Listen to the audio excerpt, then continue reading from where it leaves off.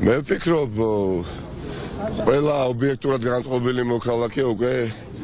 ობიექტურად მოაზროვნე მოქალაქე და საღი აზრის ფარგლებში მოქცეული საქართველოს ღირსეული მოქალაქე საქმის კურსია თუ რა მოვლენებს აქვს ადგილი სახელმწიფოს ფარგლებში პოლიტიკური დევნა და პოლიტიკური პატიმრობა რომ ძალიან ბევრს ამ ქვეყანაში არ უკვირს ეს თავისთავად არის უკვე ტრაგიკული მოცემულობა და მოდით გულზე ხელი დავიდოთ და ვთქვათ რომ ეს ასე არის ძალიან ბევრ ადამიანს უბრალოდ აღარ უკვირს რომ კვირიდან კვირამდე ხშირ შემთხვევაში კვირაში რამდენჯერმე სასამართლოს ეზოში იკრიბებიან ადამიანები რომლებიც გულშემატკივრობენ თავიანთ მეგობრებს, კოლეგებს, თანამებრძოლებს იმ ადამიანებს ვინც პოლიტიკურ პატიმრობაში არიან და რაღაცნაირად გაჯერდა ეს იცით გაუჯერდა საზოგადოების ნაწილს თითქოს ნუ რაღაცა საქართველოში დავიბადეთ და გავიზარდეთ მართლმსაჯულება უნდა იყოს პოლიტიზირებული სასამართლო უნდა იყოს აუცილებლად მიკოზეებული და არაობიექტური და სინამდვილეში ეს ყველაფერი შეიძლება რომ ასე არ იყოს და ეს ყველაფერი ასე რომ არ იყოს ამისათვის არის საჭირო ცვლილებები რომლის მოსურნე ქვეყანაში ქვეყნის უმრავლესობა არის ჩვენ ყველაფერი უნდა ვიღონოთ რაც შეიძლება მალე რომ ესეთ ცვლილებები ხორცშესხული იქნეს დიახაც მესმის არიან ადამიანები ვინც ნიჰილისტურად არიან გაწყობილნი, ვისაც რწმენა აქვს დაკარგული, მაგრამ არიან ბევრნი, ვისაც ბრძოლის ჟინი არ აკლია, ვისაც მოტივაცია არ აკლია და ვისაც რწმენა არ აკლია იმისა, რომ ცვლილებები იქნება გარდაუვალი და მათი ესეთი შეუპოვარი განწყობაც კი და ბრძოლის შეუპოვარი ასე თქვათ დამოკიდებულება აუცილებლად აიყოლიებს სხვა დანარჩენებს, ვინც ახლა ვიდრე საუბრობ, შესაძლებელია იმ გაუსაძრისი სოციალურ-ეკონომიკური ფონის გათვალისწინებით, იმ უსაფრთხოების ნაკლოვანებით, რომელიც აქვს ყველა საქართველოს მოქალაქეს, როგორც პერსონალური უსაფრთხოება, ასევე სოციალური, ეკონომიკური უსაფრთხოება არ აქვთ მათ შესაძლებლობა ღირსეულად იცხოვრონ, ხო? ნუ გაგიკვირდებათ, რომ ასეთ ვითარებაში არიან ადამიანები, ვინც ნიჰილისტურად არიან განწყობილნი და რატომ იცით მათ უწევთ გადარჩენისთვის ბრძოლა. მაგრამ მათ ვისაც გაცილებით მეტი ღონე შემოგჩა და გაცილებით მეტი შეგვიძლია, კიდევ უფრო მეტი უნდა ვიბრძოლოთ. ვიბრძოლოთ იმისათვის, რომ აი აქ კი არ ვიდგეთ. აქ კი არ ვიდგეთ და ჩვენი შვილები და შვილიშვილები კი არ იყვნენ საქმის კურსში, რომ მათი მშობლები, ბებიები, ბაბუები დროდადრო დადიან სასამართლოს სხდომაზე, რომ უგულშემატკივრონ საკუთარ მეგობრებს, არამედ ჩვენი ენერგია, ჩვენი დრო, ძვირფასი, რომელიც ყველაზე შეზღუდულად გვეძლევა ცხოვრებაში, მოხმარდეს ქვეყნის განვითარებას და ცხოვრების სტანდარტის გაუმჯობესებას. სამწუხაროდ, ამ ქვეყნის განვითარების ბორბალი ხომ უკუღმათ ტრიალებს და ჩვენ გვინდა რომ წაღმა დავატრიალოთ და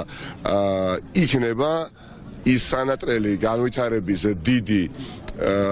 ბუმი ამ ქვეყანაში ისევე როგორც იყო ერთხანს მას შემდეგ რაც მოხდება ცვლილებები. ჩემთვის ყველა ის ადამიანი არის ოპოზიციურად განწყობილი, ვისაც დღეს უნდა ცვლილება, ვისაც უნდა ღირსეული ცხოვრება, ვისაც უნდა უსაფრთხო გარემოში ცხოვრება, ვისაც უნდა რომ სოციალური ელემენტარული გარანტია ჰქონდეს ამ სახელმწიფოში და არ ეშინოდეს გათენების. მოდით ეხლა გამოუწყეთ ერთმანეთს რამდენ ადამიანს ეშინია ხვალინდელი დღის და რამდენი ადამიანი უიმედოდ იძინებს და იღბიძებს იმედიც კი არა აქვთ ამ ხელისუფლების პირობებში რომ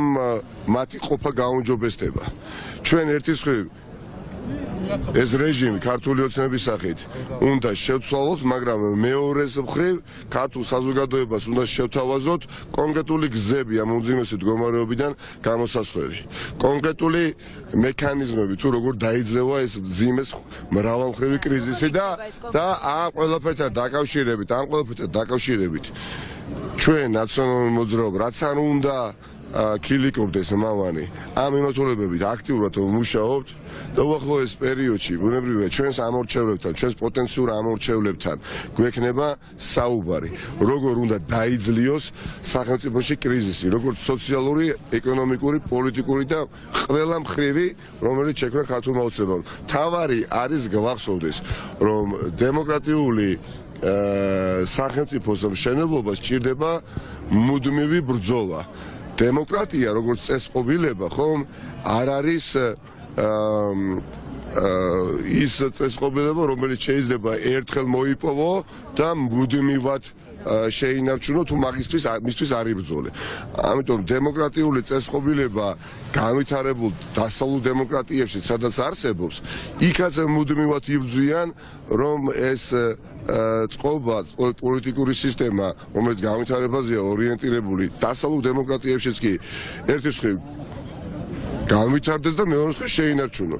ის რომ ჩვენ დამოუკიდებლობა მოვიპოვეთ, სუვერენიტეტი მოვიპოვეთ, ეს იმას არ ნიშნავს, რომ დამოუკიდებელი და სუვერენული სახელმწიფო დავრჩებით და შემორჩებით ასეთ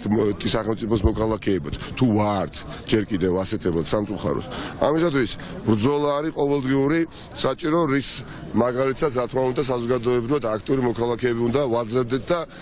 მათ შორის რა თქმა უნდა ძირითადად პოლიტიკოსები და არა მხოლოდ პოლიტიკოსები, იმიტომ რომ სახელმწიფო ვფიქრობ დგას იმ გამოწვევების წინაშე, სადაც კონსოლიდირება და ერთობა არის მნიშვნელოვანი. მაშინ, როდესაც გეოპოლიტიკური კრიზისია, მაშინ, როდესაც ახალი ევროპული უსაფრთხოების სისტემის კონსტრუირება ხდება და ახალი უსაფრთხოების სისტემის ფორმირება ხდება, ახლა ვიდრე ვსაუბრობთ უკრაინაში და ამ პროცესებს მოწყვეტილია ამ სახელმწიფოს მიმტაცებელი ხელისუფლება, რა თქმა უნდა, ჩვენ არათუ აწყოს ვიზიანებთ, არამედ მომავალსაც ვსპოვებთ. ამიტომ ჩვენ არ გვაქვს ფუფუნება, რომ ვითვინოთ უპასუხისმგებლო ხელისუფლების ბოგინი მართვის სადავებთან და დავტკბეთ მათი მომხვეჭველობით და შევეგუოთ azt, რომ მათ არც კი აინტერესებთ სახელმწიფოებრივი საფუძვლები. ამისათვის საჭირო არის მეტი მობილიზაცია, მეტი ბრძოლა და მეტი მონდომება და დანარჩენი ყველაფერი იქნება განზომილება.